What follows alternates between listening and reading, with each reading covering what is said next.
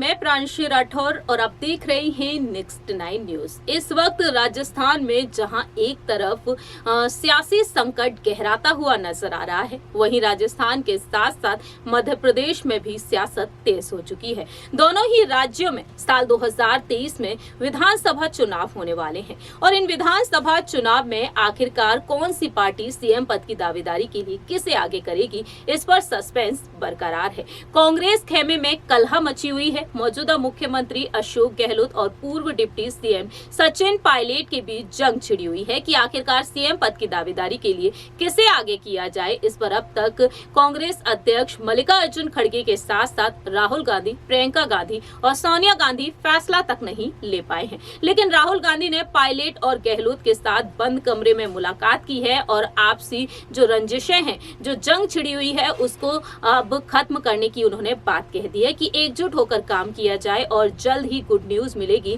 उन्होंने ये भी बात कह डाली है अब जनता से। अब देखा जाए तो यहाँ पर साल 2023 के विधानसभा चुनाव को ध्यान में रखते हुए मध्य प्रदेश में भी सियासत तेज है। भारतीय जनता पार्टी में इस वक्त काफी ज्यादा हलचल मची हुई है। हम बात कर रहे हैं एक बार फिर से राजघराने से ताल्लुक रखने वाले महाराज यानी कि ज्योतिरादित्य सिंधिया के बारे में। मोदी कैबिनेट का वह हिस्सा है, उड्डयन मंत्री के तौर पर वह जाने जाते हैं। कांग्रेस पार्टी का जब से उन्होंने दामन छोड़ा है तब से बीजेपी में उनका कद बढ़ता ही चला जा रहा है। लेकिन देखा जाए तो मुख्यमंत्री पद पर अब तक कई बार नजर आ चुके हैं शिवराज सिंह चौहान। मौजूदा मुख्यमंत्री शिवराज सिंह चौहान के साथ कदम से कदम मिलाकर चलते हैं सिंधिया। लेकिन अब यहाँ पर अटकलें तेज हो चुकी हैं कि कहीं ना कहीं बीजेपी अब ज्योतिरादित्य सिंधिया को आगे करने का मन बना सकती है। लेकिन इसी बीच देखा जाए तो ज्योतिरादित्य सिंधिया तमाम अलग अलग फैसले भी लेते हुए नजर आ रहे हैं उड्डयन मंत्री के तौर पर। अटकलें तेज हैं और ऐसे में देखा जाए तो शिवराज सिंह चौहान के साथ साथ उनके सामने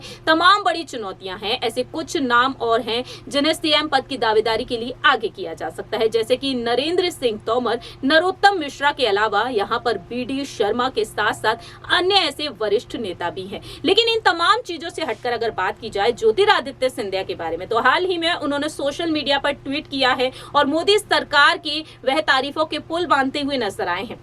वहीं दूसरी ही तरफ उपराष्ट्रपति जगदीप धनखड़ जी से भी उन्होंने मुलाकात की है। आपको बता दें कि बीते कुछ घंटों पहले ही ज्योतिरादित्य सिंधिया ने कुछ ट्वीट्स किए हैं। इन ट्वीट्स पर गौर किया जाए तो ज्योतिरादित्य सिंधिया ने लिखा, भारत के उपराष्ट्रपति श्री जगदीप धनखड़ जी के साथ साथ केंद्रीय मंत्री श्री पीयूष गोयल और साथ ही साथ यहाँ पर उन्होंने जोशी जी से मुलाकात की और साथ ही साथ यहाँ पर राज्य मंत्री से उन्होंने शिष्टाचार भेंट की। इस शिष्टाचार भेंट के दौरान उन्होंने तमाम मुद्दों पर चर्चा भी की होगी। फिलहाल देखा जाए तो सिंधिया ने इस बात का खुलासा नहीं किया। लेकिन दूसरी ट्वीट पर गौर किया जाए तो उन्होंने लिखा, हाल ही में कुछ घंटों पहले जो ट्वीट किया उसमें लिखते हैं कि मैं एक ऐसे युवा भारत का सपना देखता हूं जो किसी भी तरह की सीमाओं में बंधा हुआ ना हो। श्रीमान नरेंद्र मोदी जी, यानी कि नरेंद्र मोदी जी ने ये बात कही है और उनकी लाइंस को यहाँ पर रिपीट करते हुए नजर आए हैं। आज कौशल विकास, विज्ञान, शिक्षा,